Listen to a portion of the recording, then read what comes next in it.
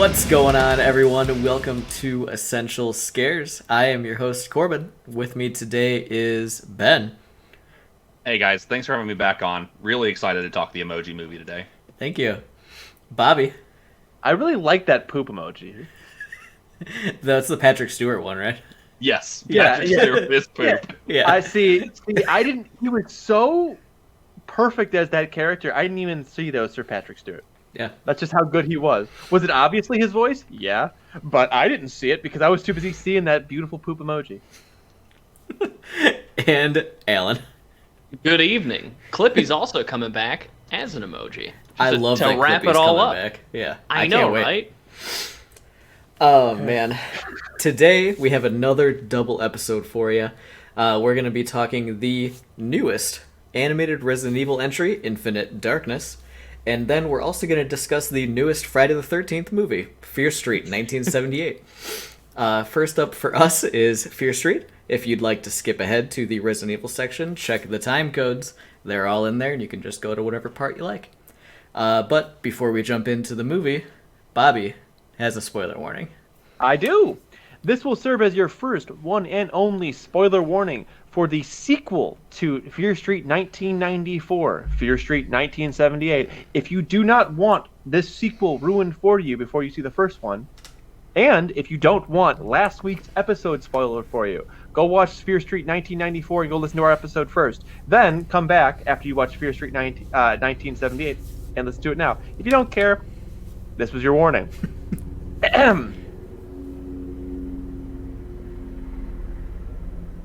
We don't hate on Fear Street 1978 because Jason X was bad. Corbin?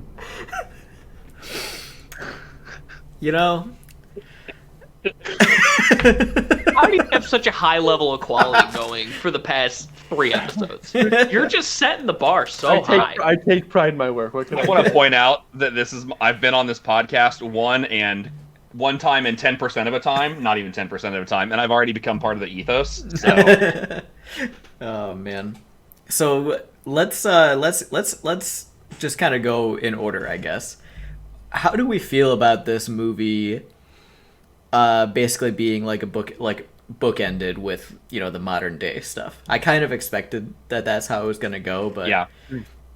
Were you okay? How did you feel about that? They What do you definitely- mean?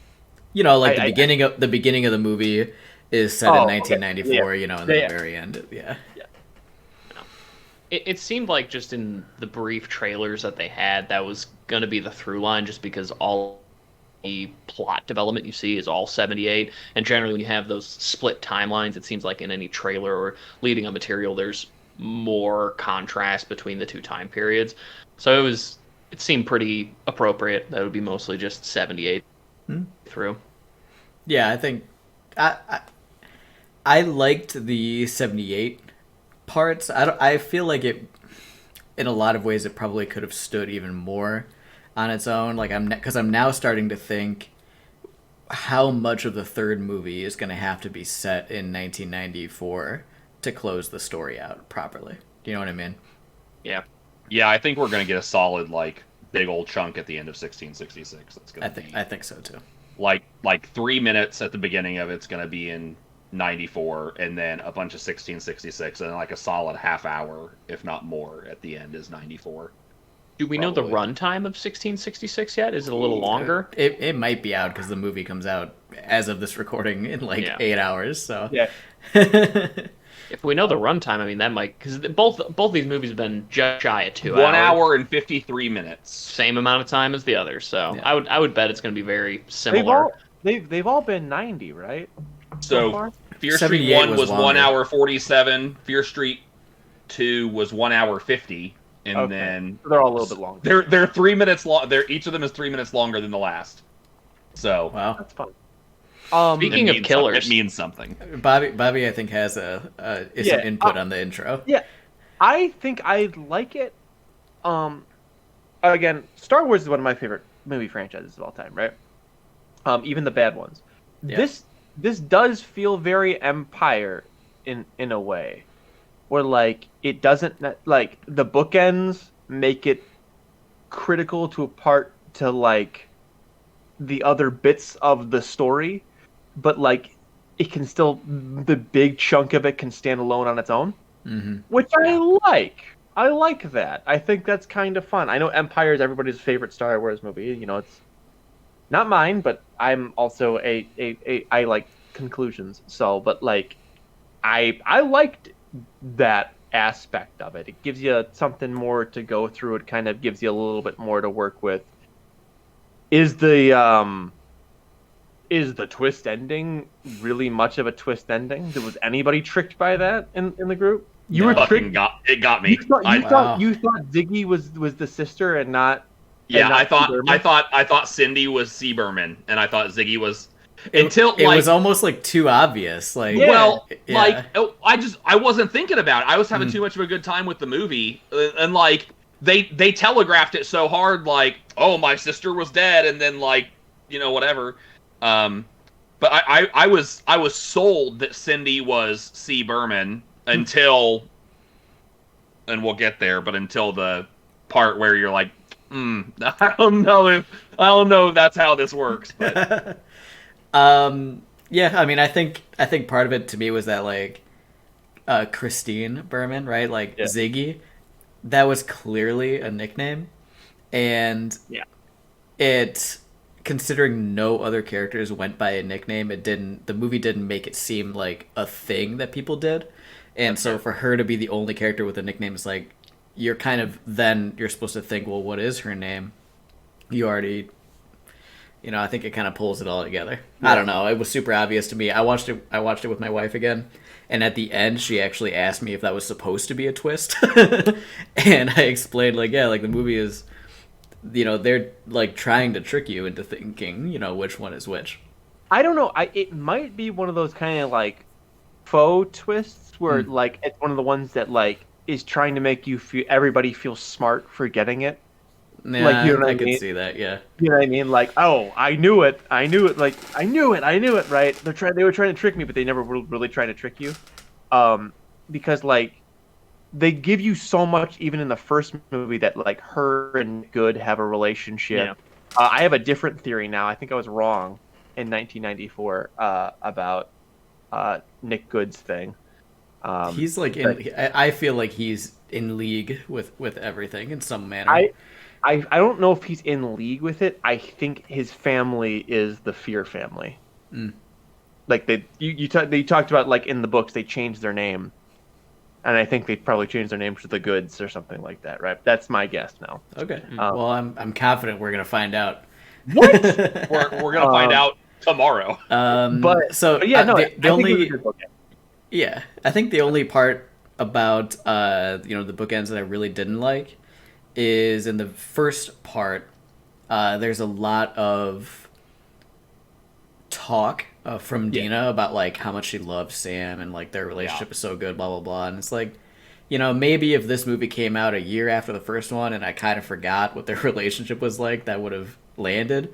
But considering I just watched the other movie, you know, 6 days ago, I was like, this seems very forced. It seems like you're really, you know, you're trying to talk up, you know, their relationship, I feel, just to add some stakes that maybe aren't warranted. I don't know. I didn't really mind that too much because it felt like again, this is a horror movie, right? Yeah. You don't always go into horror movie franchises, which this is no doubt going to be. I mean, there's at least going to be 3 of these movies, right? It's already a franchise, yeah. With the one, right? You don't. You sometimes go in with, I don't know. I think the first Friday the 13th movie I saw was Jason X. So like I saw the 10th movie in the franchise. It's the first time I ever saw a horror like Friday the 13th movie, right?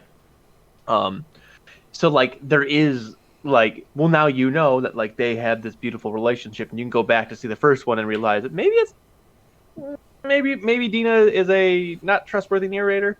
Yeah. Which is cool still, right? But I don't know. I didn't mind that too much. There were stuff that I did mind about this movie, and we'll get to it. Yeah.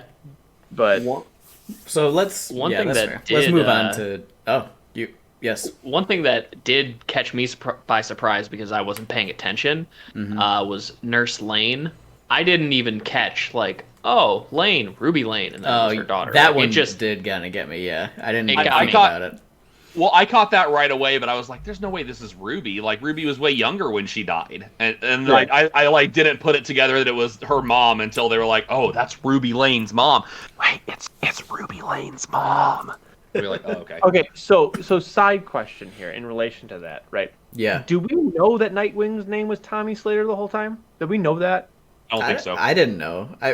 Maybe I missed it, but I don't think I knew that. Because because they showed all of the names, right? And they showed Ruby Lane, and I think they might have shown it in like the newspapers. I didn't pick it up. that's where I was thinking it was from. Like they talk it, or it was like a really quick mention because they just call him Nightwing, the rest like the Nightwing killer or Chopper or whatever the fuck like his serial killer name is. But like They just called him Dick Grayson the whole time. yes, no, yes. Anyway, I felt like that was I don't know why I wasn't expecting him to be the one. Well, I guess I didn't really have any expectation about who it would be. I didn't really think it. I didn't think it mattered. I guess going in. Yeah, until he put on the fucking. It was really cool. That was actually a really cool moment in the beginning when he put on the fucking flannel. red, You're like, red flannel. oh Yeah. no. So They definitely didn't say his name in 1994, but at one point they do show like the brick wall, not the brick wall, the stone wall with all the names. Yeah. So it was probably there, and we just didn't catch it. I thought his like descent into madness was really good. yeah, Like the actor that played Tommy Slater, which I don't have the cast list pulled up right now, I can. But that actor, man, like that going from fun-loving dude and descending into serial killer, like come on, man, that was awesome. Yeah, I think they did a good. They probably McCabe Sly. McCabe Sly. I think he was a good like ancillary character. You know, I think they did a good job showing him become a villain, and especially showing him become a villain outside of his own prerogative. sure. Yeah. They did a good job. The only thing with him that I wish is that he got the sack earlier, the burlap sack. 'Cause I was just like waiting, and it took, you didn't get it till the very end. I liked seeing like his like demented like blood covered face the whole time. Like I did like when he got the burlap sack, and I was like, oh, okay. It was a really cool like origin story for a killer, right? But I liked seeing like, I think that actor knocked it out of the park. I think he was like, oh, hey, I'm fun loving dude, and now I'm a demented murderer. Like, man. Just to agree with Ben, the fact that they only pseudo pull punches, with him, right? Because it's always off camera. They never actually show it. You hear a lot of it, but they kill a lot of kids. No, They most of it's on camera. They never None of kill the a kids are on camera, and Yeah. he kills, The like, kids. 8 I'm sorry. kids. Yeah. yeah. He kills upwards of like 8 kids. Like he kills a lot of actual literal children.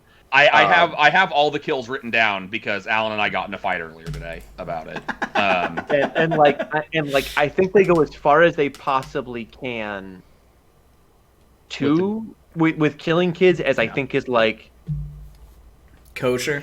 They used to kill Legally- kids. No, I mean, you legally see- possible in today's day and age. You see body parts, like don't you see an arm, a leg? I yeah, think but that part could have of been a kid's anybody's head. arm. Well, And you hear the death screams of some of those Yeah. kids. It's pretty fucked. he kills 5 kids.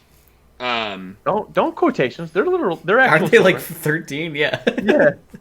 Well, They are children. Man, whatever. He kills 5 kids. 4 of them are in the one room that, like the jail cell for the capture the flag thing, and you don't see shit from that until Nick and Kurt are there later on, and they're like, oh, body parts. And then he kills Jeremy, which is the fat glasses kid. And that kind of half happens on screen, but like the half that happens on screen is Tommy swinging the axe, and like the axe goes like there's a doorway, and like the axe goes off like past the doorway, and that's where the kid is standing. Yeah. So you see Tommy sitting there swinging the axe, but you don't see the axe impact anything. You hear it. You hear all the sound. You hear it. I wrote down so many times when he was, which is like oftentimes worse, but yeah. when he was killing people, very brutal. That's the one thing you can definitely say, that the Nightwing Killer is just eviscerating people with brutality. Well, I mean, that's and I think that showed his first kill. The middle his of this first kill movie is pretty great. Like that's the Friday the face 13th hit, influence, you know. The middle of the being so much movie, more brutal. The big 1978 chunk of this movie, best Friday the 13th movie that's ever come out. I mean, it's the best Friday the 13th movie in the last decade, that's for sure. Better than Jason X. You know what I mean? Maybe. I liked it more than Jason X. I honestly think that you could cut the 1994 parts off of this and release this standalone. Yeah, there would be a couple watch it by points. itself, for sure. There are a couple of points where you'd be like, "What's this witch thing about?" And then right when you get to the end, where like all the killers are like, you're like, "Where are these people coming from?" They give you enough with that, though. They definitely give you just as much as they gave you in '94. Yeah. Like the only reason why you feel like you have more than enough is because it's stacked. You know. They give you more in '94 because Josh is there and he goes like, the witch. This is all happening because of the witch. Josh exposition there. Is you literally see where these killers come from. That like heart thing. You actually see them kind of come from the ground itself. Hey, speaking of kills though, because you're on that, have you guys noticed the pattern yet? No, I don't know what you're talking about. Give me a hint. I thought there was a pattern, and then this movie showed that there was less of a pattern. There isn't. No, you're wrong. There are 2 towns in this movie. Oh, yeah, they bring that up in the movie. Okay, I must have missed that moment. But yet, like, they only are killing people from Shadyside. Yeah. Shadyside. Which so there's 2 towns, right? Sunnyburg and Shadyside. No, because Peter's from Sunnyvale, and Peter dies in the first one. Oh, but he was in Shadyside. Yeah, but he wasn't from Shadyside. Yeah, I mean, but I can't think of another. I can't think of another non-Shadyside person to get killed. But, like, at some point in this movie, Nick and Ziggy are, like, sitting behind a log, and he's like, "Oh, you have blood on you," and she's like, "Oh, it's Gary's blood," and then she's like, "You have blood on you," and he is like, "This is," and then it's the 4 kids that he walked up on that were dead. Yeah. And Ziggy says, "All Shadysiders, it's the curse." Yep. So, like, and you even bring it up. You even kind of see that a little bit when Nightwing attacks Nick and nicks his leg, and then it's just like, that's enough. Okay, scratch, man, just a scratch. Speaking scratch, yeah, just a scratch. Oh, your calf has been cut in half at the muscle. You're done. You can't walk. It was just like like imagine if you had like a box cutter. And you sliced your calf a little bit, like it's basically that much. It's like equivalent to that. Yeah. No, he didn't literally swing it down with his full force, which we see cave a chest in. No, that didn't happen. No. Hey, real quick, Alan. They've got that great 1978 American hospitalization care. Okay, he's paying for the rest of his life. He is getting that good care that is literally just getting it stitched up and just hoping for the best.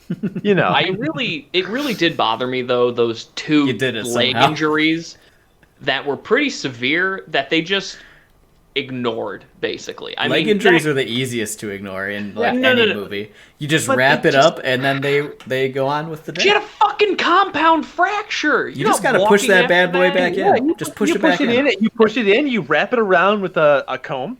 Just whatever you have. Just whatever you have. That's gonna work. Yeah, you're not gonna be in agonizing pain and not be able to walk. Hey, they're camp counselors. They know how to do first aid. That's like basically super medics. Yeah, they can do anything.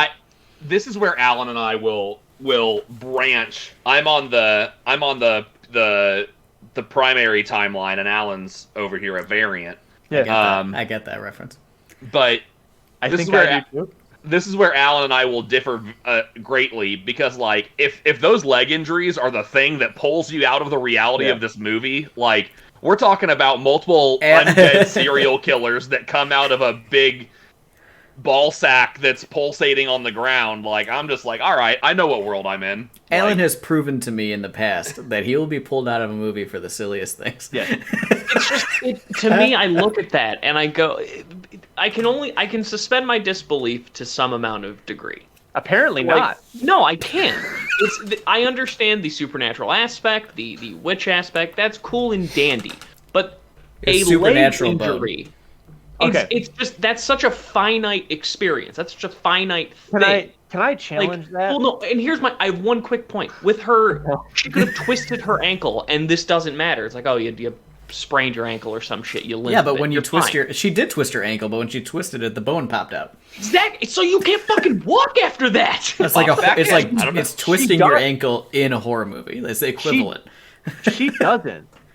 She doesn't. 100% is walking. no, around. Cindy No. pops it back in. Yeah, she pops it. She pops it back Yeah. into place, and then she gets hobbled around for a while. And then they almost pull her entire- up the bucket. Yeah. Yeah. She gets stuck, and then she finds the hand, and then, you know what? I'm just gonna give you an option because people have done more with less, with deeper wounds in real life. She got an adrenaline rush, Yep. ran up there, and then like got to the point where she was okay, and then gets And then murdered. got fucking got, dude. Yeah. So like it all works. It all works, and you don't even have to give it much for it. It's to like work. it's like a mother's strength whenever a car falls on your baby and you have to lift the car off your baby, except the compound leg That's fracture. not how shit works Exactly. when your bones aren't connected. Yes, to like- each No, but It was they a- no. they It became was a connected dovetail, because Cindy Alan. It pushed was a back in. dovetail. That whenever Cindy pushed it back together, it was like wood joining. Yeah, exactly. Humans Come on,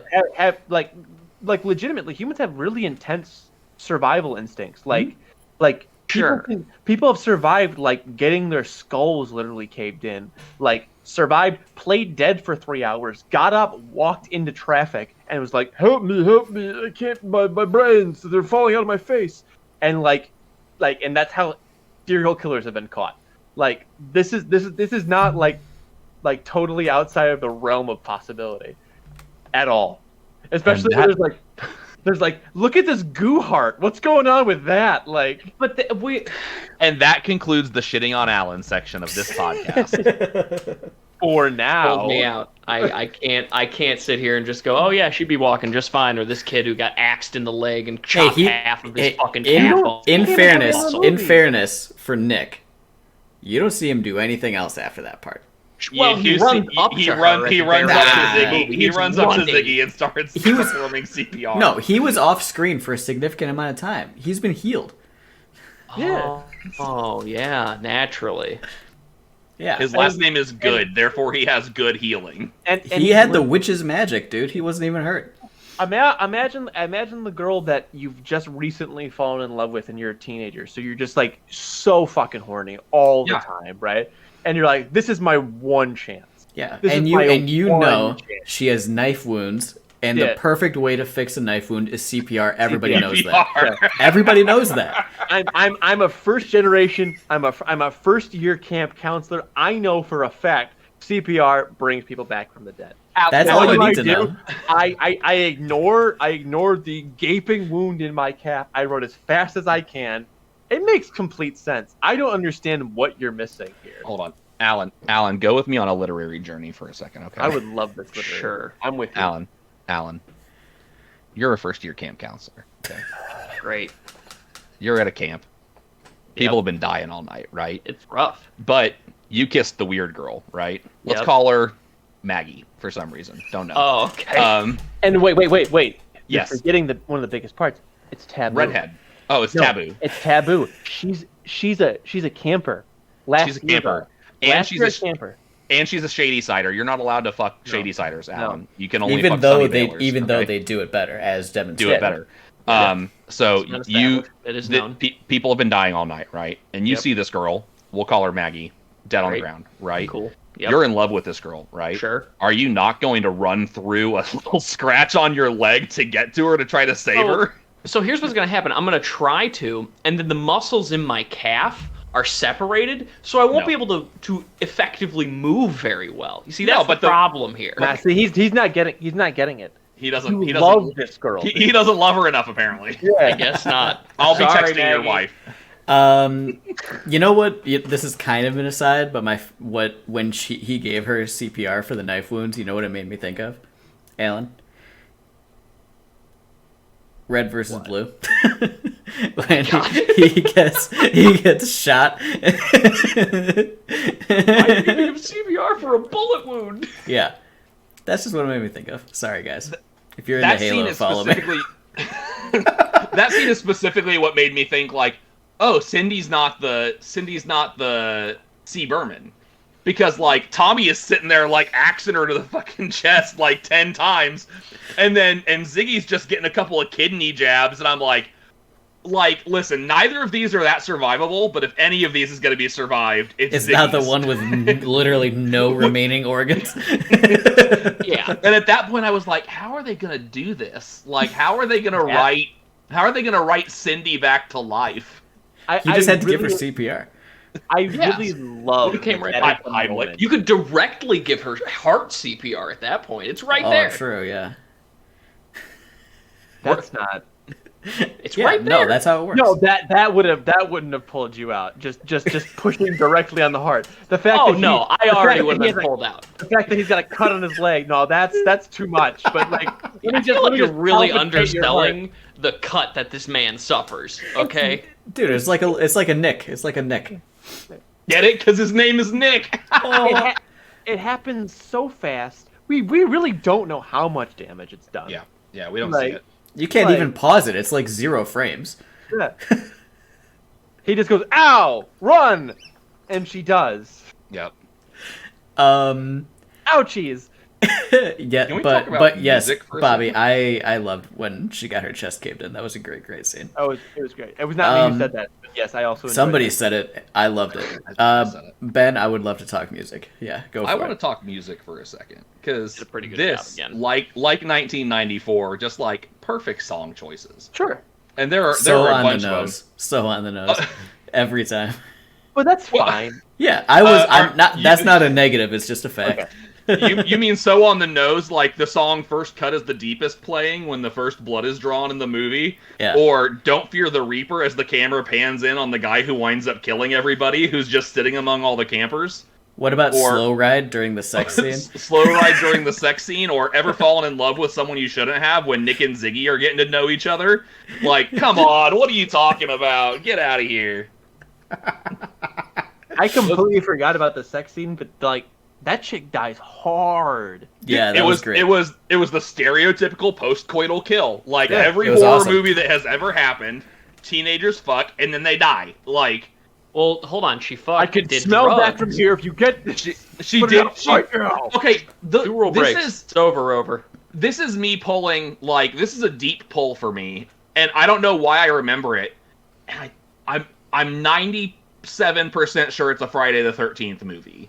It's almost, it almost has to be at this point. But isn't there a Friday the 13th movie where, like, man, and if I'm pulling this deep, but people fuck, and then, like, dude gets up to go to the shower, girl starts smoking cigarettes, and then she, like, gets folded in half in the mattress or something. So the dude gets folded in half. The dude with gets the folded mattress. in half. Yeah, That's Freddy versus Jason, right? it is. It is yeah. Freddy versus Jason. Okay. Yes, that's a very good kill. And doesn't he stab the shit out of He it too, stab- just yeah. for safe Just measure? for fun. He folds her in half and then stabs the shit out of it. This felt a I- lot like that. I don't know, because like Freddy versus Jason isn't even like necessarily scary.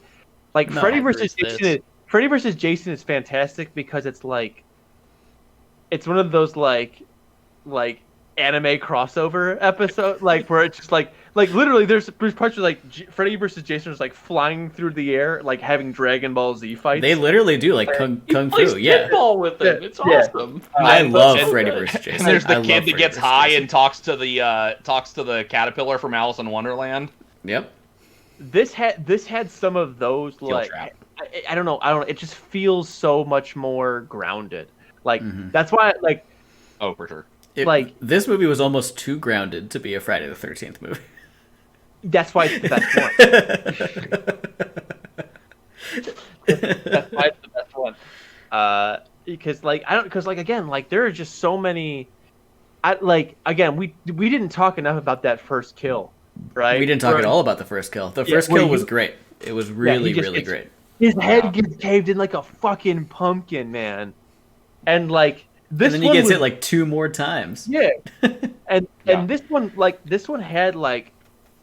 just a really good just slasher movie. Mm-hmm. Because all of the characters who died were just stereotypes. Even the ones that you liked were just like the 1960s and 70s horror movie morality play, 70s, 80s stuff, where it was just like fornicators and drug doers are bad and will be murdered. And even like what was his name? The dude from the new Halloween movie, Halloween 2018.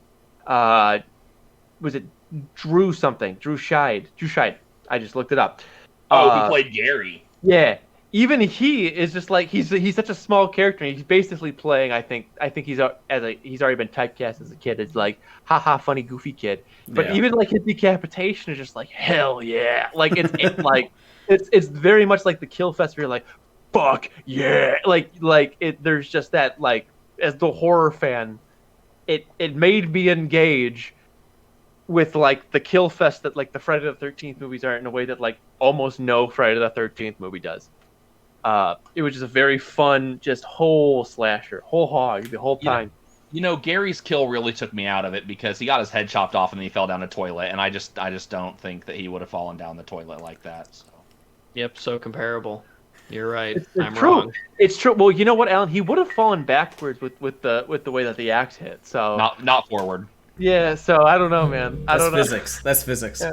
Yeah. And I don't know a lot about physics, but I do know that. Yeah. Fear Street does not fuck with physics, okay, Alan? Yeah. I think I'm gonna have to knock it down a point just for that. So we've made a few Friday the 13th references already. Of course, the entire movie is basically a Friday the 13th sequel without the name. You even have the baghead. Exactly.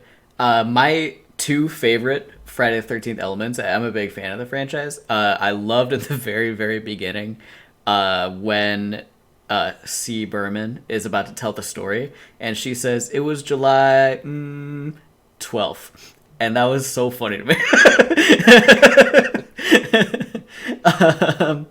And then Tommy, of course, his name is a Friday the 13th reference, which I really dug. Tommy Jarvis, yeah. Yeah.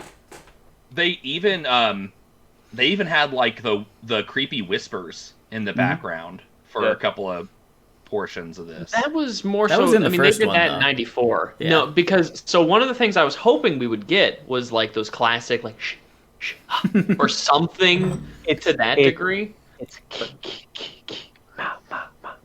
it's kill mama. Oh, honestly did not know that. But right. there was nothing like that, which I was expecting there would be something to that effect. Because of the fact that this is just... They were already going so hard with it. It's like, exactly. Why not? If you're already going to really go that hard in the paint with this is a Friday the 13th movie except a name, then Those why sounds not are just, trademarked? like... I don't know. They could have just made different sounds. So, again, we don't know who's putting the name on the thing, right? In the stone. It's supernatural because at the end of '94 they show Sam's name like get carved into it real fast. Yeah, but Sam's gets carved into it really fast because of she survived, and C. Berman's name was not carved into it. So like there is a process. So I guess the question there becomes why is Sam... Isn't that because... Why is Sam and not C. Berman? Well, I mean, Sam is like labeled to be the next killer for some reason, and C. Berman never actually was. C. Berman... Yeah, she saw why? the witch, but she wasn't... Maybe because Tommy was already an active killer, but when Sam was labeled, the only other killers we had were already dead, so she could then be like the next living host.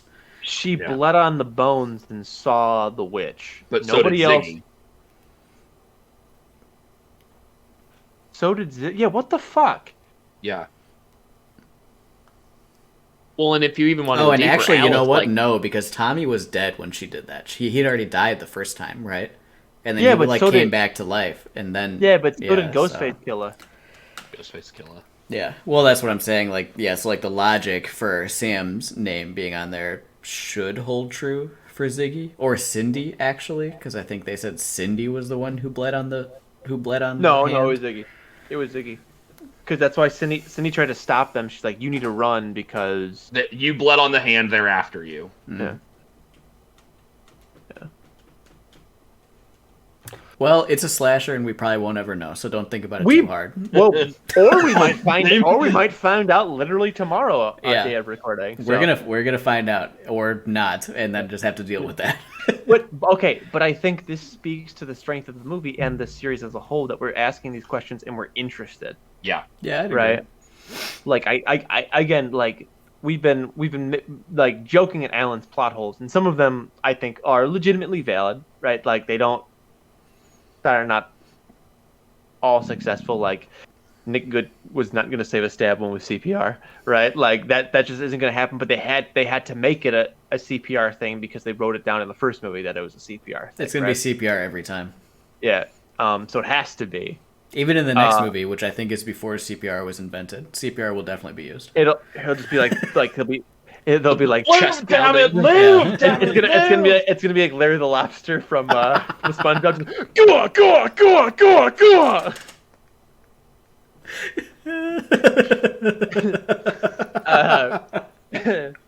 Good. Live, darn you!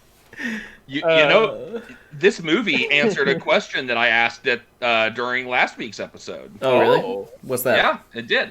On this podcast, check out last week's episode, essentialscares.com/last week's episode. Oh, no. That is not where we find that. Don't go there, guys. I don't know where that's gonna take you. I said, how did this Ryan Torres character become a killer? Like, he was in the middle of the fucking mall. What happened? Oh, true. Now we know. And Yeah. and this episode, this movie told us, because the tree that's in the middle of the mall is where the hand was buried, and Ryan was. I mean, it was right there. So, Corbin said it happened off. Corbin said it happened off screen, and sure as shit, it happened off screen. So I do have a question for you guys about that. When they show the tree in the first movie, did you guys think that was gonna be like a thing or no? No. So I was kind of waiting for it to come back, because in the first movie there's like a big, like, rewatched just that intro, and the tree is given a lot of airtime. Like, it's a focal really? point. It's a focal point when they show the dead body and stuff. Oh, okay. What's the name of that mall? Is it just Shady Side Mall? Yeah. Okay. The only I was hoping reason it would be why is something- because I've seen malls with trees in them before. Yeah. So, like, I was like, oh, yeah, that's just a piece of That's a mall tree. right? Yeah. I've been in malls with trees in them. I don't know. Like, Your mall doesn't have a tree in it? Weird. yeah. Yikes. Bring some nature into that, Urban Yeah. Outfitters. Yeah. Can we talk expectations? Sure. Yes. Because this is where I start to have some problems. Yeah, go for it. With Fear Street 1994, I had no expectations going into that movie at all. I did not watch a single trailer. I remember when I saw our planning document and saw that we were covering Resident Evil and Fear Street, I was like, what the fuck is Fear Street? I have no idea what this is. I just know I need to watch it. And I didn't look at anything beforehand. Watched the movie, loved it. It's a grand old time. My expectations were set, and I'm not confident that 78 lived up to what I was expecting out of 78, to be honest. I enjoyed the movie. I think if I was going to just play, if you were going to just watch one of these movies, it's probably going to end up being 78, because it's the most standalone story I think we're going to experience out of all of these, which is fine. There's a time and a place for that. But I kind of kept finding myself going, okay, what else do you have? What else are you going to bring? And I don't know that it ever really got there for me. There were aspects I did enjoy. I liked the heart, and then Alice seeing a bunch of dead people and kind of the older people who have died from back in 1666. It's a good foreshadowing of what we're going to see in the next movie. But I don't know that it really lived up to what I was kind of thinking 78 was going to be honest. I have the biggest disagreement, I think. Maybe I don't, but I disagree in a big way because again, I'm part of the hashtag horror fandom. And so I kind of knew that this movie was happening. I always, with movies that I think I'm going to like, I always like try to avoid things with it. So I went into this movie expecting a better Friday the 13th, right? I thought I'm going to hit, there's going to be some plot points, but just like 1994, it's going to be a slasher flick. So like expect a good slasher flick with a little bit of like connectivity to make it part of like a universe. In the same way that like a lot of the early Marvel movies were, right? There were little points of connectivity, but they didn't have to be so connected, right? Yeah. And that's exactly what I got, but the slasher bits were better than I thought they were going to be because I don't like Friday the 13th movies at all. I've been very clear on that. That's like my horror hot take. Yeah. Like I think they're all pretty bad. But like I liked this movie. I like it. I got the fun of like the big kills and things like that I don't typically get in those movies. So where I guess I think Corbin's criticism of 1994 of the kills were kind of boring in the middle.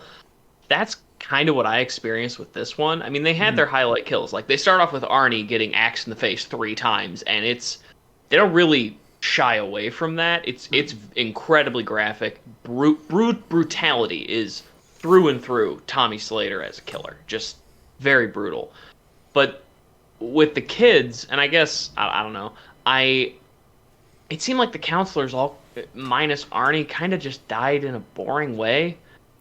I would disagree with that. It's just kind of dead. I don't know. It didn't really land for me. I mean, the beheading is classic. I mean, that's just classic any horror film. Someone gets beheaded. Cool. I was into it.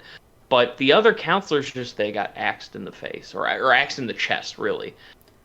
Minus Sydney, who does get eviscerated at the end, which was good because at the end of the film, it should kind of end on a high point. That makes sense if you So, but I mean, I'm definitely like of two minds there.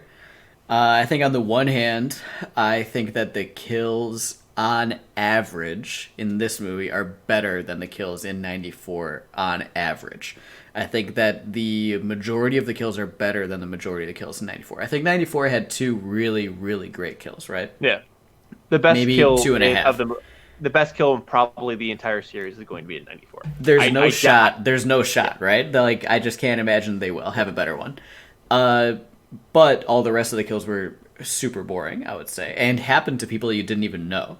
And in this one, I think that even though the kill was always an axe, it was always kind of like what you expect.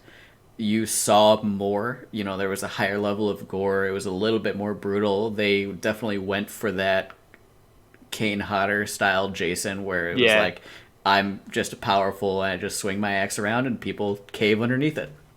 And I loved that. But I would say the other side of it is that, like, the movie was clearly a Friday the 13th homage, and I think that part of what people really love about Friday the 13th, myself included, is that there's a lot of varied kills, right?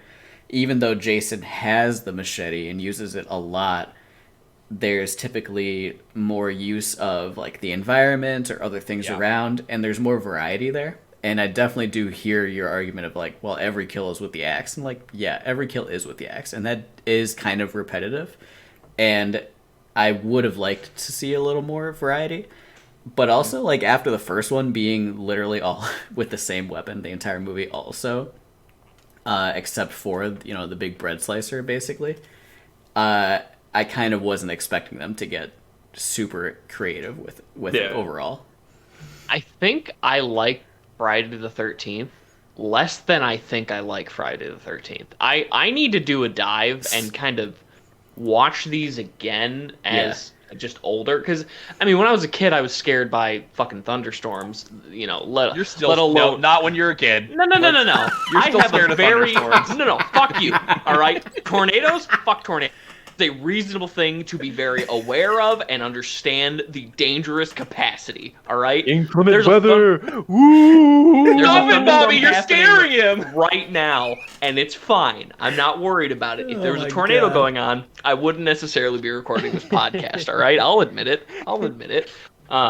I think I think I need to do a deep Yes. dive and just comb through them and be like, do I actually enjoy this variety of slasher flick? I don't think I do. And I think that's what this movie has shown me, is that it doesn't cater to what I want out of horror, except in very specific instances. Like, I always think of the Jason push an axe through a kid's chest by pushing a kid through the axe. That's amazing. I'm way into that. That's a cool kill. Yeah. Or Arnie getting his face smashed in. That's a cool kill. But I feel like they probably have one of those a movie, and that's all I really want out of it, as opposed to more inventive, different variety. I don't know. I don't know. I need to do the dive. But Alan, is it or is it not hard R horror? Oh my god. Okay, I so was waiting for it to come up. I'll say in defense of that term, like that is a term that people use. I mean, it's never silly, heard but that term a single time. yeah, Alan is Talking not about, the like, first rating, place. like a hard rated R horror Yeah. movie. Yeah. Yes. I mean, He's there trying- are definitely different variations of rated R. So like, No, Right. the joke is, Ben, because you were not here for this, is he started using the term hard R horror Yeah. during our Candyman episode. okay, I've never seen that. Candyman is a Very good movie. is a very, very, very good movie. It wasn't essential. Set in the Cabrini Green housing projects about a black slasher villain. So hard R horror, black slasher. Gotcha. Got it. Yeah, I wasn't Okay. even going that route. I was going. I know you weren't. No, But that's all. That's what us three whiteys heard. So you know. Well, Yeah, two of us. look, I fucked I up. knew what It is Alan was it talking. is. Yeah. Regardless, do I think that you need to make a deep dive into Friday the 13th? Yes, of course. I remain a huge Friday the 13th fan. I'm happy to take that journey with you. I will say, as a fan, as an adult fan, they are not all created equal. And when I was younger, I definitely liked all of them, and I don't like all of them anymore. That's what I'll say. Are they all in Plex? They can Put be. them all up there? They Do will it. be. I Yeah. can. I've got time on my hands. I'll watch them. They're all really short, so that's an easy watch. They're like hour 20. I got Yeah. that. That's easy. But no, I think that this movie, like all dumb jokes aside, I think this movie is like very much. I don't know. I get the idea of like, oh my god, another axe kill, but like they don't shy away from it, and they only shy away from it in the moments where, in all honesty, I don't care how much of a gore fiend you are, you don't want to see kids. Yeah. No, being you're right. dismembered. I don't- agree like with you, you on like that, you 100%. you legitimately would become angry with this movie. It would take it. Corbin, you're going, but no, I sincerely, you think you would, but it would take you out. I like, because it's just too much. It's just like, there's one movie that I've seen where they've done it right, and that's Doctor Sleep, and they don't even show it. They just kind of show it. Like they never actually show the kid getting hurt. They just show little flashes of him being like, no, like, and there's like, and even that is like super unsettling. And See the Mad kid Max. being literally dismembered. Which Mad Max? Oh, wait, where did they? The original Mad Max? Yeah. Where- They run over the kid in the middle of the fucking road, dude. They used to kill kids on screen. Yeah, but it's different. It's different now because they Yeah. can show more. Like Yeah. that even when they show that, it's not like a lot. Like it would have been too much with how brutal it would have been. Yeah. Like they did. I agree with you. Hard stop. And I don't hate gore. I do not hate gore. It just would have been too much. Like I think that was the right move to like let you hear it, because then you go, no, fuck, oh, he's fucking killing kids, without it ever being like, what, why? That's grotesque. That's too much. Like, because I mean, that's a testament to the sound design of the film in general. for Because sure.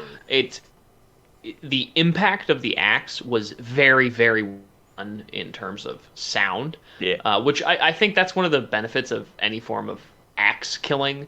Like, sure. you're not gonna if you're a sound engineer, you don't a knife is not going to sound the same as an axe, because they're just inherently it's a different motion, it's a different amount of force. Like, there's different elements to it, and that is very well done. But I still just, I don't know. Imagine being a Foley designer on a horror movie. It'd be sick as hell, dude. You're smashing Yeah. watermelons all day. It's true. And pig bits. Pig carcasses and Hey, but speaking of Foley design, what are we rating this flick? that was a great segue, Bobby. It's great because right before you did that, I was thinking like I think it's time. Yeah. Ben, why don't you? Yeah, start us off? yeah. I mean, contrary to the conversation Alan and I had earlier, I am not as hot on this one as I was on 94, but I still think this was a really, really good movie. So I'm gonna rate it just a half a point lower. I think this is a 3.5 out of 5. Did you give 94 a 4? I think so. Yeah. Wow. Didn't we give it 4s across the board? I think I gave it a 3.5. Oh, okay. So I think this is a 3.5. I think this is the quintessential Friday the 13th movie. Way better than Jason X. I think that the kills were maybe not like hyper creative, but they were consistent across the board, and they showed Tommy Slater as Nightwing, aka Dick Grayson, just being brutal the whole time. I thought it was great. For a guy called Nightwing, he sure does act like the Red Hood. All right, thanks for having me on, everybody. Bobby, with that, let's hear from you.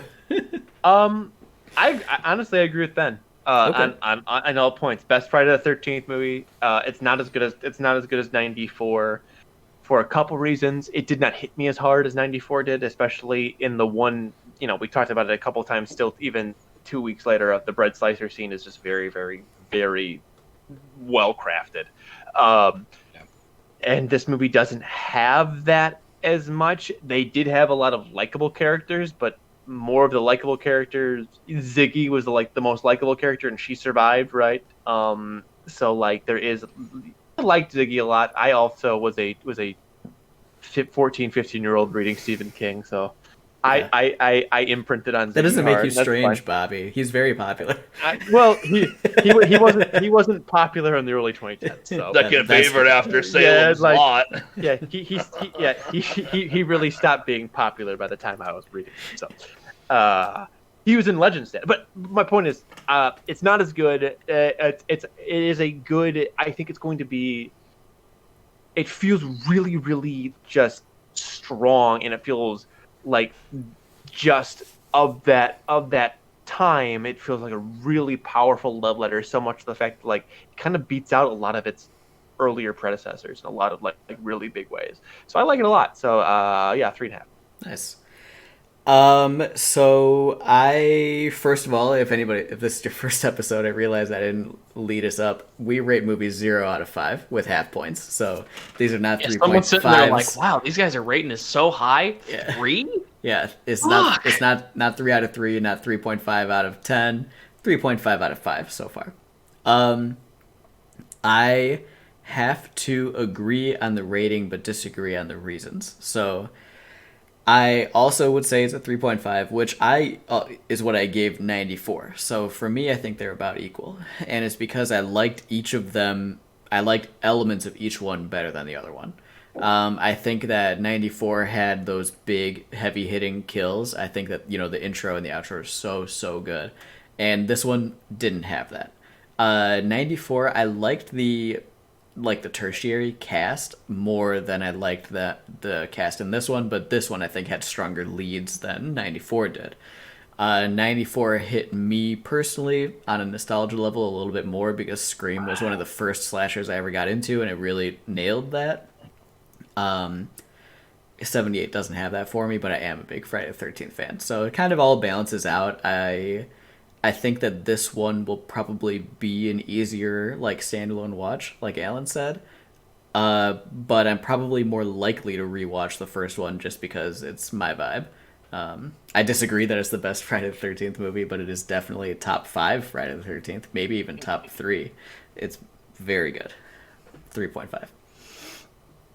So I've been more negative than anybody else on this discussion. So for me, it's a 3 out of 5. I think Still I very think respectable, yeah.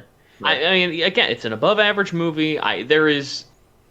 It's a very recommendable movie. Um, I, I think I'm gonna sing its praises first. I think the pacing of this movie way better than '94. I think this movie flows in a way Yes. that was a lot more.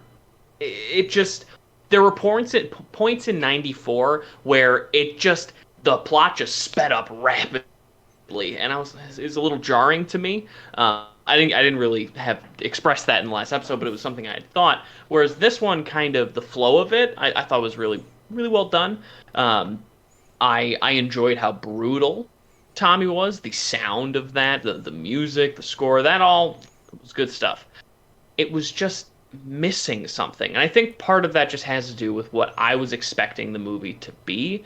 My last note I have written down is this movie's missing something, but I can't quite put my finger on what it was missing.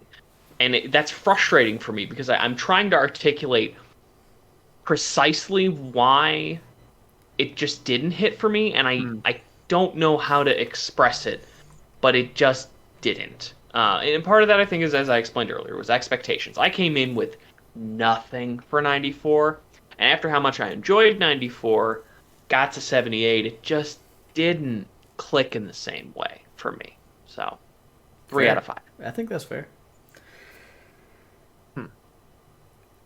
I do think just before we move on to the essential thing, I want to mention just one last thing. I don't just you brought it up, Corbin, and I think Alan's like kind of reiterated it in his own way, but like the way that they made Tommy Slater very Kane Hodder-esque is, I think, Kane Hodder-esque.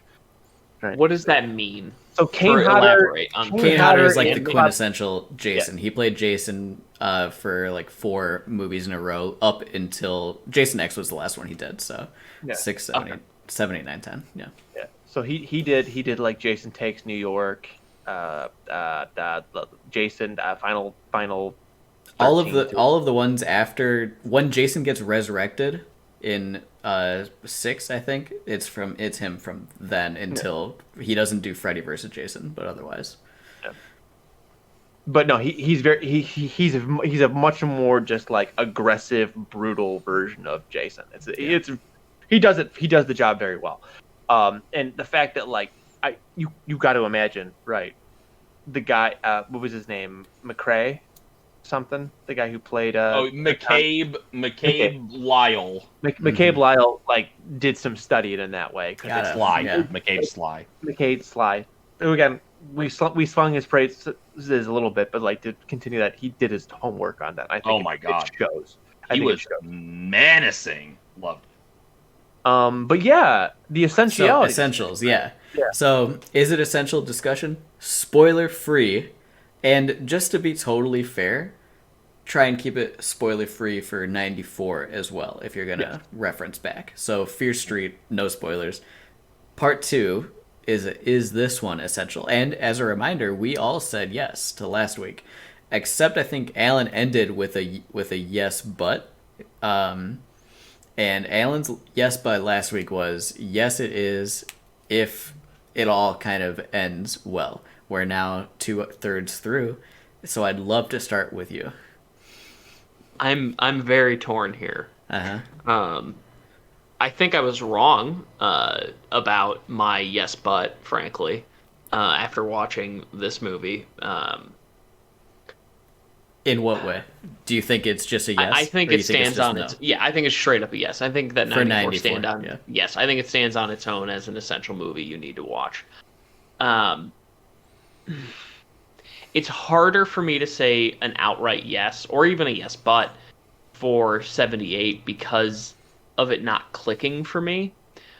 But I guess if I just take a step back and go as objective as I possibly can, I think this movie has to be a yes in a way because it is an incredibly watchable movie. This is a pretty easy watch for anybody who's even remotely interested in horror.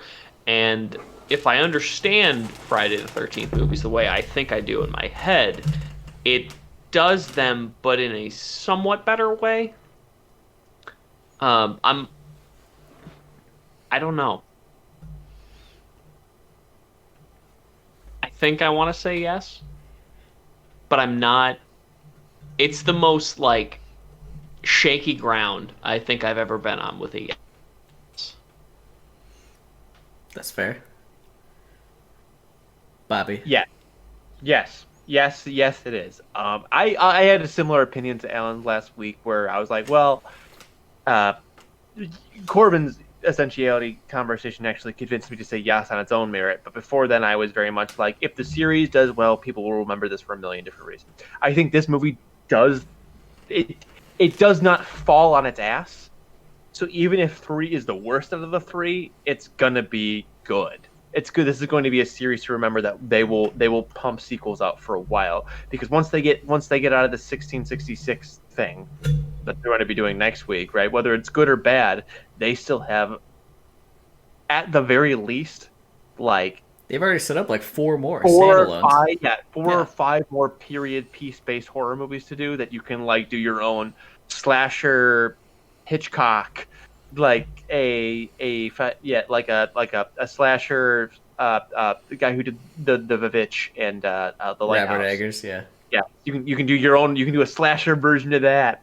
They're already kind of doing it with 1666, but like you could do it with the Humpty Dumpty Killer too, right? Yeah, Like Fear Street, Ruby Lane, Fear Street, Yeah, Kids the Club, Fear Street, Milkman Killer, like. And I think we want to see it, and we probably Yeah. will, right? Yeah.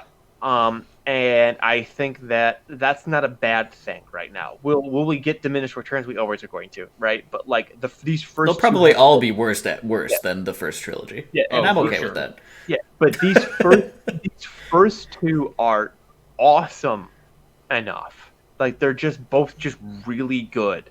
They're just fun to watch. They move fast. You get through them. You're like, man, I'm really excited for next week, right? And we're gonna have a break in between that, but like, it was a really smart way to release a series of movies to get you like hooked forever for a while. Like that next time a Fear Street movie comes out after next week, whether I didn't like 1666 or I did, I want to get that endorphin rush that I'm getting from these first 2. So like, it's essential for me for now, Okay. right? Like, yeah. I am gonna say no. I don't think so. I think that it's good. I think it's an easy recommend. I don't think that it is I don't think it does enough to be an essential slasher even. I think the first one I said yes to because of its meta almost elements. Otherwise, I probably would have said no also. I like it a lot. I think that there is probably a big chance that at the end of all of this, I say yes, the trilogy is like an essential portion of 2020's like slasher history, right? That's probably true. But I think that the first one can stand alone as an essential recommendation, and this one it doesn't. I think that this one is probably going to be an important piece of a trilogy and a good movie on its own, but I would say no, on its own, no.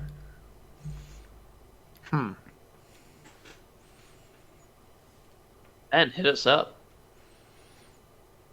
I agree with Corbin.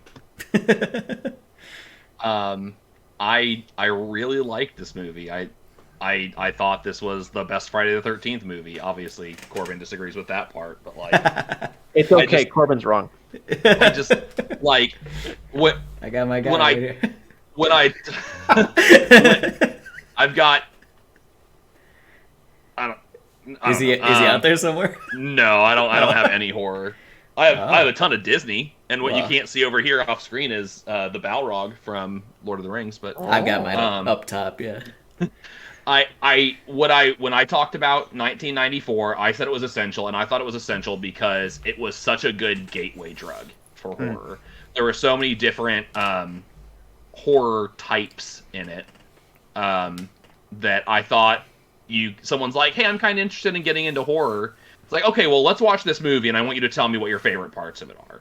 And then that takes you to like, oh, you really liked Nightwing. Well, let's go do this. Oh, you liked Ruby Lane. Let's go do this.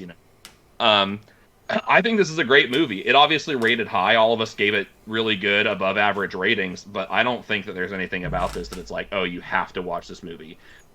and I'm going to mimic what Corbin said, I think that after we watch 1666, we're going to be saying the Fear Street trilogy is an essential thing. But I don't think 78 needs to be essential. For it to not be, they would have to shit the bed so bad. Oh yeah, 1666 would have to be like terrible for me to change my mind on the trilogy as a whole. Okay. I wish we would have talked about that a little bit in our previous discussion, because I think there are some cool things that were. I think the way they led into it, I think it's going to be very interesting to see how it's going to play out. We'll get there though. Without spoiling, it's only a week away. It's only a week away. So it sounds like we're all essentially at this point, unless something terrible happens, in agreement that like this series as a whole, is essential, right? This is something that we don't necessarily need to talk about this week, but I do want to think about this. It brings me to the headspace of like, in other series of movies, what early on sequels of like essential series are unessential? I have like a couple. the series. I immediately think of a few. That's a good. I didn't even think about that before I said it. Like, but then it was, Dream Chasers, Wes Craven's New Nightmare, Jason X, Halloween 2. Let's talk about it. Those are not the early sequels, first of all. One of them was Halloween 2. Halloween 2. Halloween 2 is actually good. I like Halloween 2 a lot. I'm just don't. Listen. My whole thing is doubling down. I say something, and if people are like, "Yo, that's a dumb take," I gotta double down to make people like, I gotta. He's gonna talk down to Wes Craven's New Nightmare for the next ever until we do that episode. I know. And I'm only mad about it because it's not going to be anytime soon. But I definitely would love to do that episode. I think I'm more upset that he dares speak ill of Daddy John Carpenter. In any way, shape, or form. Just in general? Yeah. Yeah. That's just fair. like any movie that John Carpenter's made's been bad. Them's fighting words, my guy. Isn't that movie that Jake Gyllenhaal was in about the Mars guy? Nobody laugh. Nobody laugh. Nobody laugh. Nobody laugh. Nobody laugh. I got both of them, dude. I got Corbin and Alan. More people listen than they watch. Let's move on. Let's unfortunately move on. Let's talk about Resident Evil Infinite Darkness. Before we get into it, Bobby has a spoiler warning for this 4-part anime series, according to Netflix. Bobby, why don't you bring us in? And this is going to be spoilers discussion for anybody that is still listening. This will serve as your first one and only spoiler warning. You don't need it. There's really nothing to spoil in this, but just in case you are just dying to get to watch Resident Evil Infinite Darkness, here we go. Never play a video game, and the opening cinematic just takes forever, and you try to skip it and realize with sudden and immeasurable horror that it's an unskippable cutscene. Resident Evil Infinite Darkness. Corp? I want to point out my very last note I wrote for Resident Evil Infinite Darkness, just to start our conversation, all right? Yeah. That was a waste. Very simple. I hate that I spent 20, so it was very much so an anime, so it says 27-minute runtime, 22 minutes is the only amount of the show. I am annoyed that I spent 80 minutes of my life experiencing this awfully animated in motion. Standing still, it looked okay, but in motion, everything looks so fucking terrible. I actually want to cut it right there. My very first note as I wrote was, it looks great. And then 30 seconds later, I did like enter, tab over. Maybe not. if you have people standing who are just like, "Hi, Leon, how you doing? Hi, Leon. How you doing? The moment anything happens in terms of people moving, it's like, how did you go to just like the worst of PlayStation 1's FMV cutscenes? How did you go so hard in the paint in that animation style? The very first episode, when as soon as those like soldiers start running and shooting their guns like all over, I just wrote animations in general are weird. the kick the zombie over the back thing where the dude like rolled. I was like, what is this? My fucking original Xbox can do a better animation of a roll than this shit. And it's not even done live. I don't know what you guys are you talking channeling about. Something here, Bobby? I don't know what you guys are talking about. I did all my stunts live. Go watch the opening cinematic for Parasite Eve, and it's a better experience than this. Oh my god, Parasite Eve. Okay, wait. So, I did not write many notes in this. I wrote one note. It's okay, nothing happened in the show. I wrote was there to write down? One note throughout the entirety of the thing. It was halfway first the episode. It is, I can now say with confidence that Resident Evil Infinite Darkness is bad. And they did not manage to make that good. They did not manage to surprise me by any way, shape, or form. I want to talk about one thing. And this will be the only time I'm directing discussion. Panam Stan? Panam Stan. Panam. I would like to counter. I would like to fight that with Panam Stannies. But Panam forgot. Panam Stam. Panam Stam. I'm a Panam Stan. No, Alan. Panam Stan. Panam Stan, Alan. Fucked up. Panam Stanny. I kind of want to follow up Alan's early comments by saying the animation was the best part. Oh no. And it wasn't even that good. I think the graphics were the best part. Leon shooting the guy in the chest. That's the best part. So there's no way that this did not come out in Japan in like 2006. No, this is new. There's no way. It's like the fifth one that they've done. Because they did like 3 other movies and I think one other show that is the same animation style. It's all like this. So wait. You're telling me you are actually fucking telling me that there's still like the dude is still president from Resident Evil 4. Well, this one is set, I think, before 5. This is set in the way back. Leon saved his daughter, Bobby. Ashley is her name. Come on. Leon. Yeah, but why would he? One thing I think that was good, or at least passable. Mm-hmm. I actually have a list of things I was okay with. So I genuinely liked the idea of rats with T-virus. I think that was kind of cool.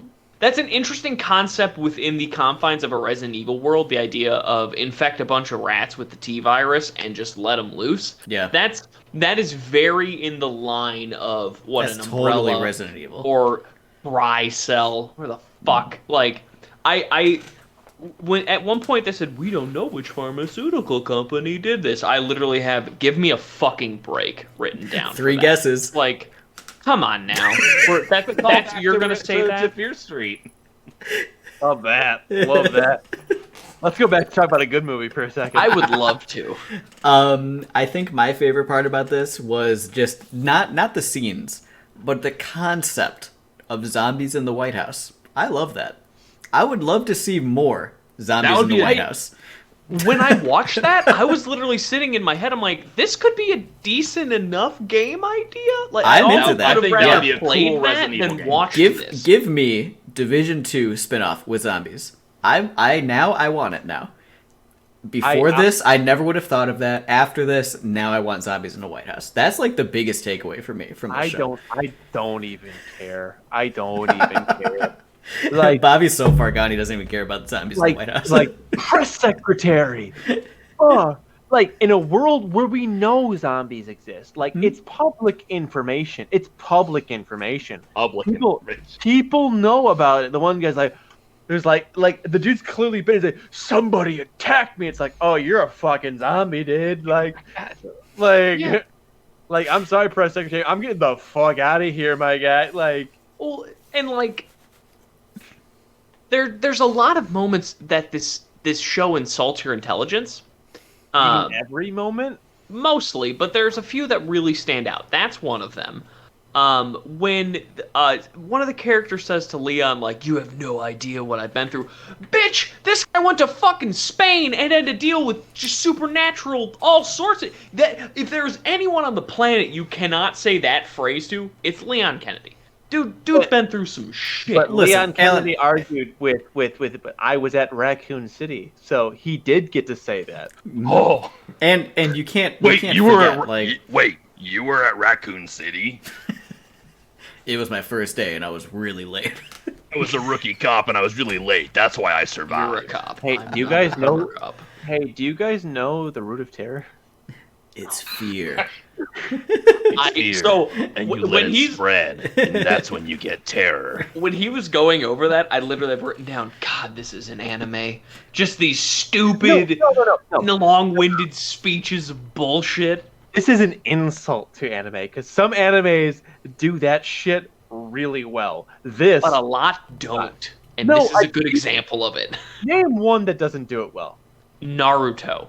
Naruto first does of it all, well. you can go fuck yourself. Yeah, Naruto- Naruto does it exceptionally Okay, well. sure. Naruto does it really well. You're- I've got no fight in this. I don't care. We don't talk shit about Naruto Shippuden because of Naruto.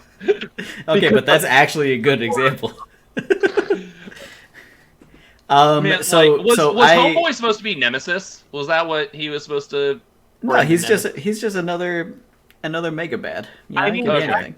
Technically, he does have the same. He does have like a not Nemesis. What are they called? What is Mr. X? They're like He's a mutant. yeah, there's like a Hydra project, something like that. Like but there's a place in the lore for what he is, and he is a version of that. Yeah, it 'Cause does. they- It does fit in with what. Yeah.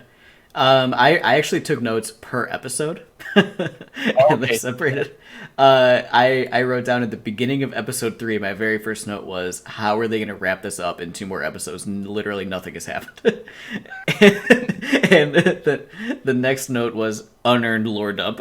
So that's how they did it. They just told you the whole thing, and I think one of my biggest negatives for this show as a Resident Evil fan is that Claire is just there for no reason. She doesn't do shit the whole time. She's in this show, so Claire clearly has to, and like they make them weirdly romantic in the way that they absolutely are not. Bobby, in that outfit does not suit you. like they're shut up. Like, I don't know. I never got the idea that like they were like they liked each other in a sort of romantic way. No, and then they completely abandoned that after 2 anyway. Like Yeah. they're both featured in several of the games without each other, and it's not like they're talking about each other at all. No. It's just gone. It's over. Are they trying to set up a sequel series at the end of episode 4? There's with, like, actually there's actually a sequel movie already with Leon and Claire. This was like a prequel. This like backfills. I'm not cutting out you bashing your head on your desk. I'm telling you right now. I'm not cutting that audio out. Well, that's what that sound was. I don't know. It's just okay. So, can we just because nobody likes this movie. You want to right? just yeah. Can we just really quick just throw out all of our sour grapes?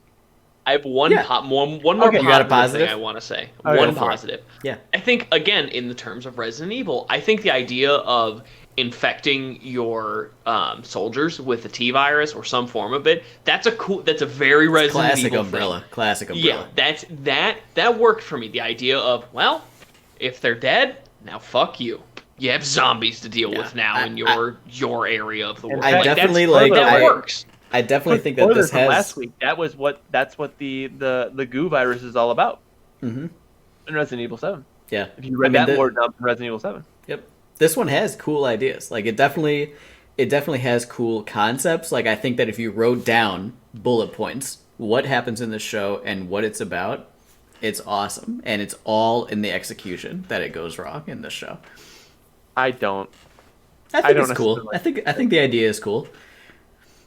You don't think so? Zombies in the I White think- House, zombies no, okay. in Panamstan, So you know what I think? zombie military. You know what I Leon and legitimately Claire solving a You- mystery. You know what I Leon's think? got a new jacket. Okay. Oh, wait. Leon's a beta cuck because he won't go against the government. Oh, Hugh. Well, Yeah, I mean, yeah. he's. Oh, he's yeah, no, yeah. Yeah. No, yeah, I you- win. You're yeah. gonna spread fear, and that fear's gonna become terror. Yeah, Leon Kennedy is a lib cuck confirmed. Yep. 100%. But no, this movie, this show, feels very much like scrapped Resident Evil ideas, and they just like they're just like okay, so we're like 8 All games the deep, ideas right? from every previous game Yeah, that no, they couldn't 8 get games in. deep, right? We're 8 games deep, right? Okay, so what ideas did we leave on the cutting room floor? Okay, so like in Resident Evil like 4, there was going to be a zombie White House level, and that's how we're going to introduce like the president needing to save his daughter. Okay, yeah, we'll throw that in episode 1. Okay, so like in Resident Evil Code Veronica, we had this idea of like zombie rats, right? Cool, great, yeah. In Resident Evil 0, we were going to show Billy Cohen in like some like Middle Eastern country. Perfect, let's do it. Like it was just like So I that's tough because that's also accurate. yeah, like it's just like All it's like, 3 of those examples are so perfect for what they could have and probably Like, should have been that's- used as. that is what it is, right? We got an idea, right? We're gonna do like a DLC with Claire chasing down a pharmaceutical company for Resident Evil 5, and it was gonna be like a Claire thing because we got Chris Redfield, now we got Claire Redfield. It's gonna be like a whole thing. I'm telling you, man, that's what this was. And like, well, fuck it, we'll just turn all these stupid ideas into a movie, Like- Okay. and then it turned into a show. Ben, do you have anything good to say about this, or should we just push on? My mom always told me that if I didn't have anything nice to say, I shouldn't say anything at all. Okay. So let's go move on to Sour Grape. Why did Fear Guy kill his only friend? Why did he do that? Why did he leave the senator alive and kill his only friend? What the fuck was that about? That didn't make any Can we talk about how unsatisfying it was that like Leon didn't actually have to kill? I'm just gonna call him Nemesis. Leon didn't have to kill the Nemesis guy. Like he just fell into the fucking acid pit, and then he was impaled on the Disney goddamn villain. thing. Disney villain Oh. death. That's what I wrote down. I wrote down Disney villain death. in Like- the middle of like his victory, like final Yeah. song. Yeah. Like they took so much time. Well, they took so much time. I'm not gonna really say effort, but they took so much time animating this guy to have this big cavity with a fucking beating heart. Yeah, that's his the weak whole point. time That was his weak as his point. weak point.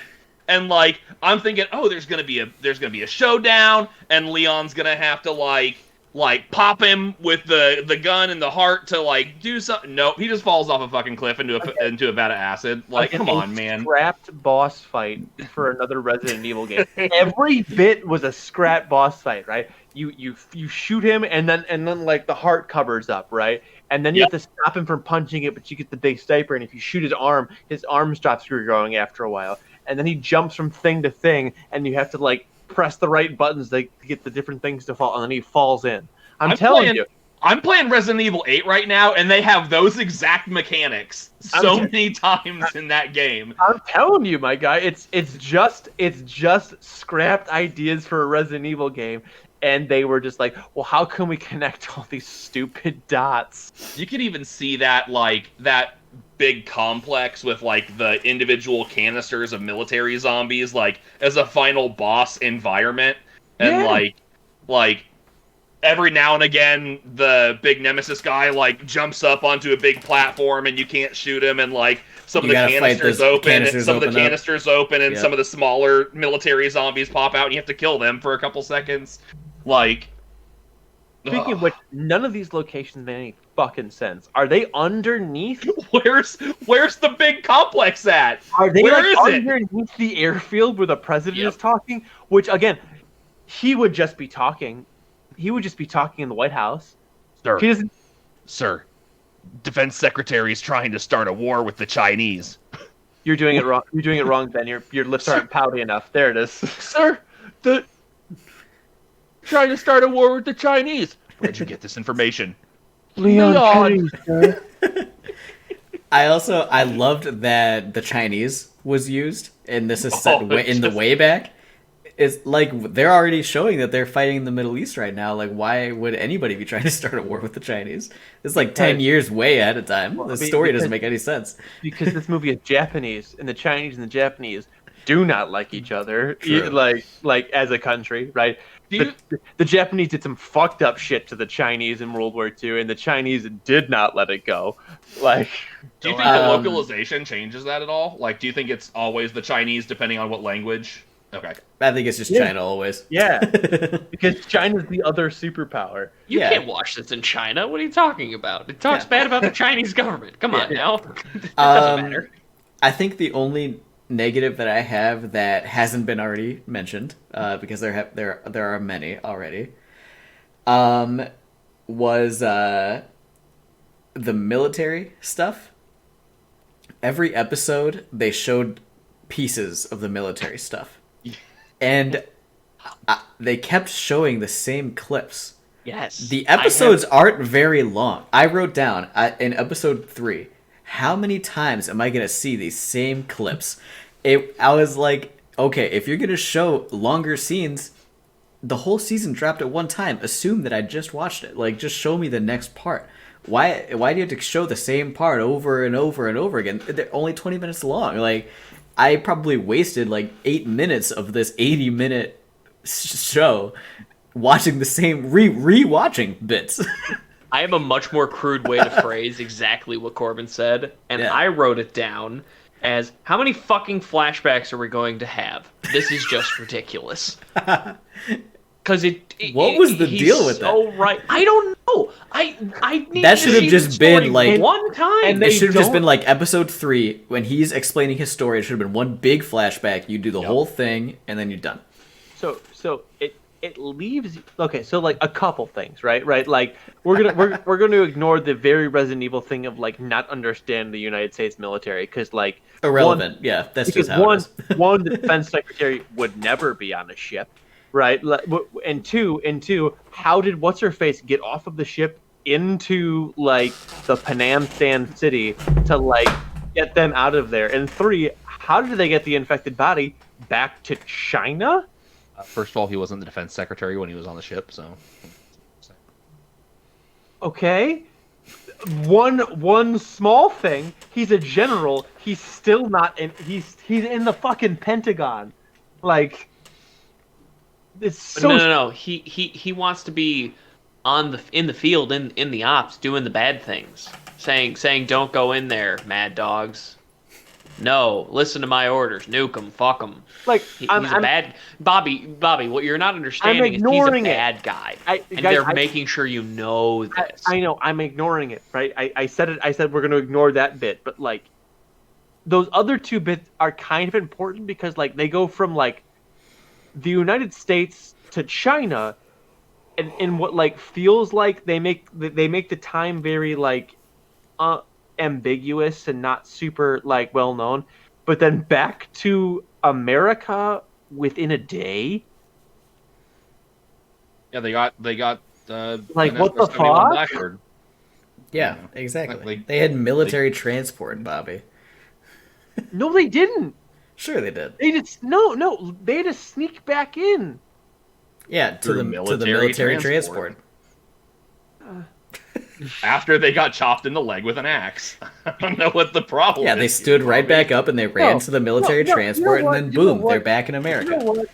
In a good movie, if this was good, I wouldn't have noticed it because this is so bad. I noticed this shit. That's the whole point. That's the whole point of making a movie is to believe the illusion. Film is magic. It's a magic trick. Everything's a fucking magic trick. And this is not. This is a bad one, and it bothers me.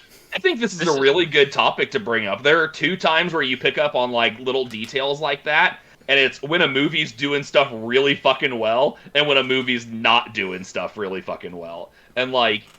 I mean, because when we were watching the other stuff, we picked up on like, oh, that's cool. They had like the little whatever in the background, and this was cool. And then in this, we're like, how did they get back? Like, it doesn't make any fucking sense. Oh, stupid. I remember And more they- lines and they in this could've- movie than like in this show than I do like a mediocre thing, because just of how poorly they were delivered and how poorly they were written. Oh, you mean Like, the "Hey there, sexy" dialogue between Leon and Claire that I have written down? Yeah, That's great. They say it's that. so good. Yes, that is an actual line. in Leon, the show. I need the microchip so I can give it to all of the newspapers. I'm sorry, I can't do that. Let's rate I'm that. mad at Let's the rate the show. government. Let's But just I'm do it. never gonna do anything to stop it. Hi everybody, my name is I'm Ben gonna take Hutchison. care of I'm it here from the to read for the inside. part of Leon Kennedy. This is take one of Leon Kennedy. I'm sorry, Claire. I can't do that. Wow. You really captured my essence. This is a 0.5 out of 5. 0.5. Yes. Yeah. So It doesn't even that's get a full point. I'm gonna go zero- in. We rate out of 5. 0 out of 5 with half points. Alan gives it a half point. 0.5. The I second hated- lowest. The second lowest score possible. It only gets the 0.5 because I think that zombie rats, honestly, pretty good idea. That's half a point. Genuinely That's half a speaking, point. it's worth a half a point. Everything else made me hate the time I spent. I was having more fun doing the fucking dishes than I was watching this shit. And I was I was double tasking and doing the dishes while watching the first episode and a half. It just doesn't do much of anything well. It looks like a PS1 FMV, and in all the worst ways, in none of the like charming ways, and every bad instance of that, that's what this movie is animated. This movie, we keep saying movie. I watched it as if it was a movie. The It's thing an is hour that, 20 like, movie. Like that's what it is. It is a Yeah. movie that they just cut into pieces for no chopped up reason. into Okay, four okay, pieces. no. Yeah. You wanna know why? You wanna know why it's a TV show? Why? Is because without it, it would have been an hour-long movie because of all the fucking flashbacks. True. But yeah, it's a 0.5. It is the lowest I've rated anything on our show, and I would be hard pressed to believe that we're gonna find something much worse than this. I'll I take think that this- challenge. Jason X. I don't think. Jason X is definitely not worse than this, Yeah. my guy. Yeah. Jason X gets so bad at it's good status in a lot of ways, and It goes below the 0 and then starts clocking back up on the Yeah. back end. It goes below 0, which then pops it back up to 5, and it has another 5 to climb down. Absolutely. Yeah. Bobby, what would you give this show movie? I think I have to fucking agree with Helen. That's I think I it's a love point. you. I think it's a 0.5, right? It's Resident Evil holds a special place in my heart. I am not a super fan of Resident Evil, but I have so I don't know everything, and like I haven't even played all the games, but like even some of the bad and goofy bits about Resident Evil hold a certain charm to me just because it was a part of my childhood. This is all of the worst bits of Resident Evil. Again, I stand by what I said in this bit of like it's all of the cut content from every Resident Evil game trying to be jam-packed into a movie or a show. And none of it works together, and it was all cut for a fucking reason. So like it's just bad. It gets I would give it a 0, but I feel like it feels like there were parts of it that I laughed at, even if it wasn't intentional. That I was like, yeah, there's parts where I'm like I was slightly entertained. Like it is by far the worst piece of Resident Evil content I have ever like laid eyes on, whether played or watched or read. So yeah, 0.5 out of 5. nice. Ben, I'm gonna say 1 out of 5 for zombie rats and zombies in the White House. It gets a half point for each of those. nice. So and you know what? Yep, that's it. That's I it. don't get why you guys were so stoked on zombies in the White House. It's not even It's a just new cool. concept. It's It's just not cool. even a new. I liked it. I Yeah. didn't like it enough to give it more than a half a point, but I liked Zombies Like- in the White House. Like zombies in the Capitol is not even a new concept. So you automatic like I mean Zombieland is like one thing that comes to mind where it's just like yeah that's already happened. And I'm No, pretty sure they we're go to political for a second, and I didn't. no. I mean you could be cool. But no, that's fair. I guess I don't know. I wasn't. There's already zombies in the White House. There, I did it for you. No, you said zombies in the Capitol is not even a new concept, and I was gonna say, yeah, we saw it on January 6th. Hey yo! Suck it, and going Chud. in. Suck it. Oh man. Insurrection. What? I am gonna go ahead and agree with Ben. There's a 1 for me. It's still the lowest score I've ever given anything. Well, not ever. If you troll my letterbox, I've definitely given some pretty low scores, but the lowest score I've ever given on in an audio format. 1 out of 5.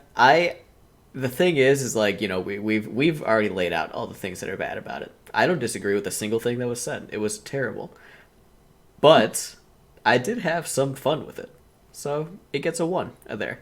Laughed at a couple parts. A couple parts were kind of cool, so it gets a 1. I considered giving it a 1.5, but in practice episodes for this, we did Silent Night, Deadly Night, and I gave that a 1.5. And right before I said 1.5, I thought to myself, is this as good as Silent Night, Deadly Night? And I thought, no. So it had to be a 1. That also influenced my thoughts. It was like, we've done bad movies in practice episodes before, and I've given them much higher scores because I was much more entertained than this movie. Like can I before we quit and move on to the non-spoiler bit, was one of the parts that you thought was cool was when Leon shoots the guy without looking? I love that. Yes, He just like love that. Bah, bah, bah. it gets the perfect headshot on a zombie. Of course. You guys are fucking dorks. Hey guys, thanks for having me in today. This is my second take for reading as Leon Kennedy for Resident Evil Infinite Darkness. Okay, wait. Shoot him in the head. That'll kill him. I did say that. Thank you for having me in. I said it just like that too. Now let's have even okay. more fun discussion. Spoiler free. Is it essential? No. Alan? It's not even watchable. Like, I hated every moment. Not every moment. I hated the vast majority of moments spent watching this. I wish my what was that, Tuesday evening could have been comprised of almost anything else, including kicking a doorknob. You could a doorknob specifically? Yes, specifically a doorknob. I would have had more fun trying to attempt to do that perfectly than watch this sequence of episodes. can I be as real as physically possible here? If you say yes, You can be as No, real as no, physically possible no. also. This movie's absolutely no. It's so much of a no. I have to live in fear for the rest of my life that this movie tainted my review of Fear Street 1978 because this was so bad that I think I liked Fear Street 1978 more Because they saw the same episode. in hindsight because of just like how close in proximity I watched those two content. Whenever we upload this episode, we need to like just title it Fear Street 1978 and then a description put like, oh, we also talk about Resident Evil Infinite Darkness. Like, just don't even put it in the title so that like the SEO doesn't pull it up whenever someone's searching for You it. gotta avoid people watching this in general. I'm gonna give it a no as well. For the record, my score is not reflective of the no. I'm more than happy to give a 1 out of 5 a yes in the future. I think that there are 1 out of 5s that are essential. This ain't it. Jason X. This ain't it. It's just not good. It's not good. It's not necessary unless you are an Omega tier Resident Evil lore fan and you'd rather spend 80 minutes watching this than reading a 4-sentence summary on Wikipedia. That is the only time I would recommend this to you. Otherwise, No. skip it. Even still then, no. It doesn't even give you anything. No, it doesn't really give you anything. It fills in a blank that wasn't empty. Yeah. It creates blank. It does. It's just not good, The only- guys. It's just not good. Do you need help with inducing vomiting in somebody? Hey, give this a shot. Oh god. Okay. Hey, but That wraps it up for that. Yeah. Speaking of Star Trek, Yep. what are you all What? up to? What's our handle? Yeah. Where can we find everybody? Yeah. I am Alan? Ben. Ben. No, I'm taking it over. Oh. There was a going for pregnant it. pause, and I was like, I'm just going to jump in and do it. Wasn't even full term. No. Wow. I'm bad. You can find me places on the internet. Hutch62191. That's HUTCH 62191. Or at just the Batman, because I like Batman. You can find me playing disc golf poorly like I did tonight, or playing Destiny mediocrely like we will be Sunday night. Are we doing something on Sunday? Who knows? Yep. So that's what I'm doing. Nice. So speaking Alan. of Sunday night raids, Bobby, Yes. where could we watch that? Oh, well, you can watch it where you can find me and all my socials at twitch.tv/theredweenie. I will be streaming that, our weekly Destiny raid nights. Everybody that you're listening to here today will be there and are typically going to be there. You'll hear their voices and see glimpses of their combat while I flail and struggle to be good at Destiny. As well as there are going to be times where we will be playing Resident Evil 8 for the podcast. You can watch me do as many sessions as it takes to do that as well as, again, horror content related. I have recently gotten a horror hard-on for one of my favorite horror games of all time, Dead Space. And I'm in the process of getting myself hyped up to play through that entire series again. Nice. I played through all three of them a long time ago. I have very fond memories of the first two. And I'm ready to be disappointed about the third one again. That's about right. This is a great time to Plasma do that cutter too, only? because we have the there's the remake, the rumored remake on the horizon. So On the horizon, yeah. So I'm going to be doing that. Just to regain my bearings, play those games. 'Cause I have a lot of really fun memories of those games. But you Nice. can find that, and as well as my relevant socials at twitch.tv/theredweenie. All Awesome. one word, all lowercase. perfect. You can find me at a seal punter just about anywhere. Twitter, Instagram is mostly going to be me beating Ben in disc golf. Twitter, I will reply to you frequently, but I don't tweet a whole lot except when cool shit happens in the world. I have also been playing Resident Evil 8 in the background of things. I think that's going to be an interesting episode. And that's all I will say about Resident Evil 8. Okay. You can find me anywhere at Corbangarang. Alan just had an epiphany. Alan, what's going on? Brain blast. The Backbone. I said I was going to talk about it a little bit. Oh yeah, No, yeah. you suck. Cut it. Game streaming, a lot of fun. I especially after when this podcast was recorded, the Steam Boy was basically announced today Yeah, a and couple shown hours to the ago. public for the first Yeah. time. I love that those name, look- by the way. That's yeah, perfect. what is it called again? It's just called it's called the Steam Deck. Yeah, Steam that Deck. works. Solid naming. That's a really good name, actually.